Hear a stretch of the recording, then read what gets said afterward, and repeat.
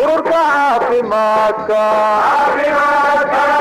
caruuriyo ciroole dadkuu u wada cawdaane midnaan cayrinayne oo caradeena hala iseeyo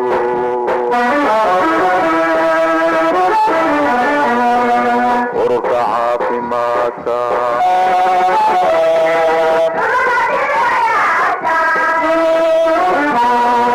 ururka caafimaadka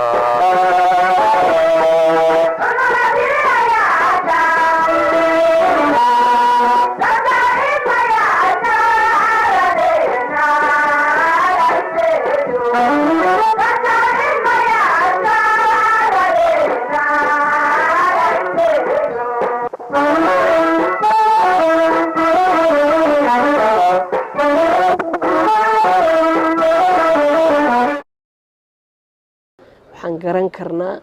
22 sano burbur Soomaaliya ku dhacayay in ay wada burbureen adeegyadii aasaasiga ahaa oo caafimaadku ugu horeeyay burburkii wadanka saameeyay caafimaadkana si gaar ah ayuu u saameeyay sababtoo ah markii horeba Soomaaliya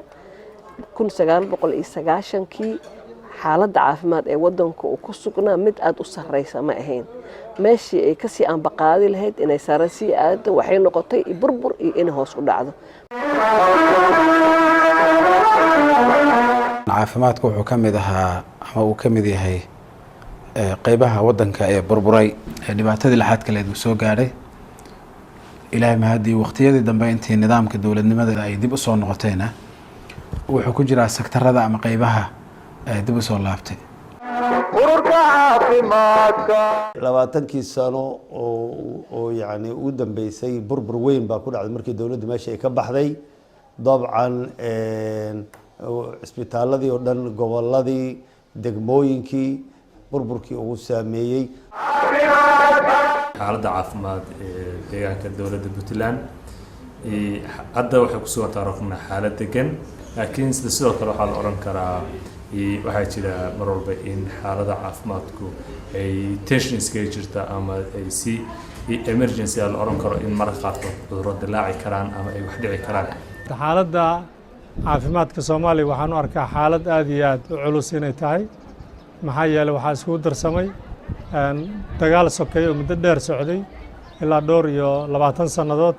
kaasoo burbur ku keenay dhammaan qaabkii ama haykalka caafimaadka u lahaa ee Soomaaliyeed wuxuu kaloo ku keenay inay qaxaan aqoonyahaankii Soomaaliyeed oo maaragtay dibadaha u qaxaan ama wadamada sokeeye caruuriyo ciroole dadkuu u wada cawdaane midnaan cayrinayne oo caradeena hala iseeyo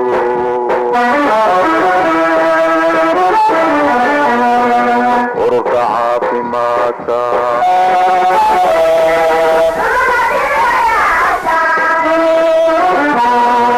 ururka caafimaadka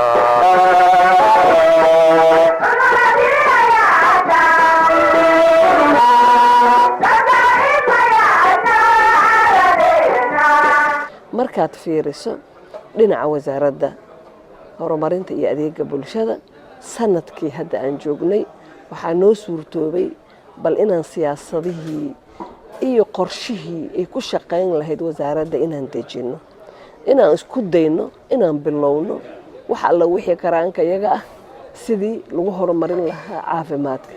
inaan u diyaarinay adeegyadii caafimaadka aasaasiga ahaa adeegaas caafimaadka aasaasiga ah waxaan jecelnahay dhowr gobol oo wadanka kamid ah inaan ka bilowno sanadkan intuusan dhammaanin haddii ilaahay idmo waxaa wadanka ka jira cusbitalo ku qalabaysan qalab casri ah waxaa la sameeyaa xarumo caafimaad oo bixiya adeegyada caafimaadka aasaasiga gaar ahaan hooyooyinka dhallaanka oo ka jira dhammaan gobolada Somaliland marka guulaha ugu muhiimsan waxa weeyaan in health system ama nidaam caafimaad oo runtii hanaqaad ah oo shaqeynaya oo 24 hours soo adeegad bulshada Somaliland oo maanta ka jira gudaha Somaliland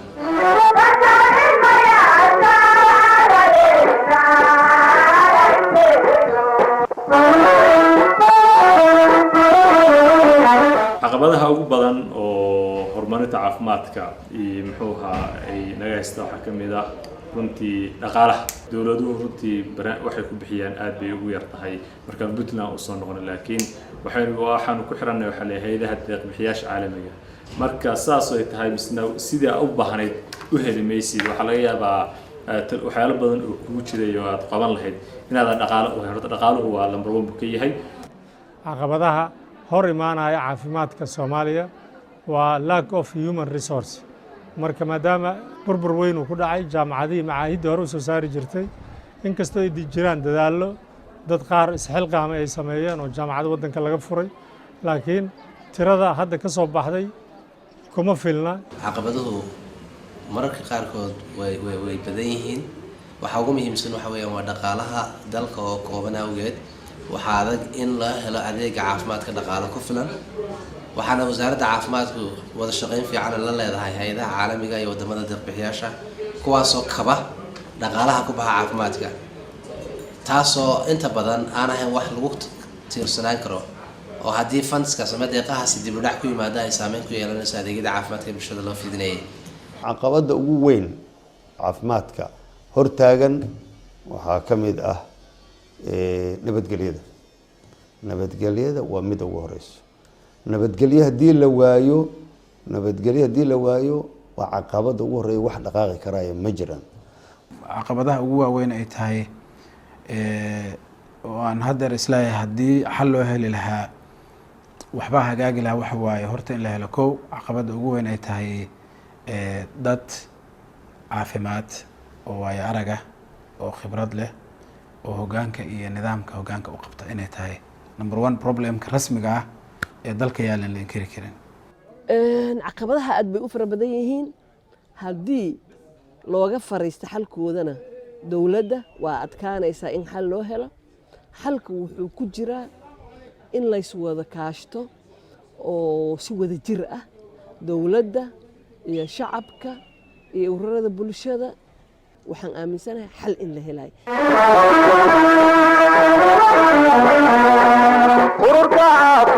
systemka caafimaadka waxaanu qorshaha noo degan wuxuu yahay in haddii lahay la dardargeliyo ama la dhammaystiro adeega caafimaadka dhammaystiran waxa loo yaqaano adeegaasi waa istiraatiijiyo Soomaaliya oo dhan aanu u sameynay oo runtii qaybna ka ah ilaa intii dukumeentigiisa la diyaarinayay istiraatiijiyadaasi waxay sheegaysaa in caafimaadka la gaarsiiyo magaalooyinka waaweyn degmooyinka meelaha community-gu degan yihiin ilaa muxuu ahaa village-ka oo meelaha la isugu yimaado marka istiraatiijiyada higseen horta waxa weeye in adeeg caafimaad oo dhammaystiran la gaarsiiyo bulshada Soomaaliyeed ee Puntland iyo cid kasta oo ku nool deegaankaas caafimaadka Soomaaliland waxaan ku tala jirnaa oo ku qeexan siyaasadda caafimaadka in la gaarsiiyo dhammaan bulshada reer Soomaaliland adeegyada caafimaadka asaasiga taas waxa weeyaan waa aragtida guud visionka guud sida lagu gaarayna waxa wasaaradda caafimaadku sameysay strategy-gaas wuxuu qeexayaa qaabka iyo hanaanka la rabo in caafimaadka lagu gaarsiiyo dhammaan bulshada Soomaaliland isla markaa kor loogu qaado tayada caafimaadka waxaa weeye caafimaadka Soomaaliya sida maanta uu yahay meesha uu ka soo dhaqaaqay iyo waxa aan higsanayno mustaqbalka rajo aad u fiican ayaa jirta haddii amniga sida hadda uu u fiicnaanayo uu ku sii socdo waxaan rajaynayaa Soomaaliya muddo 5 sano gudahood ah wax badan in laga bedeli karo adeeg caafimaad bulshada in la gaarsiin karo qorshihii degsanaa haddii la dabaqo oo duruufo munaasab ah lagu dabaqa la helo rajo aad u wanaagsan iyo mustaqbal nuuraya waxaan kaloo ii muuqato adeega caafimaadka asaasiga oo Soomaaliya oo dhan laga dabaqo gobol iyo degmo iyo tuulo qof kasta oo Soomaali ah oo tuulada ugu yar joogo inuu helo adeeg caafimaad asaasi caruuriyo ciroole dadkuu wada cawdaane midnaan caynayne oo caradeena hala iseeyo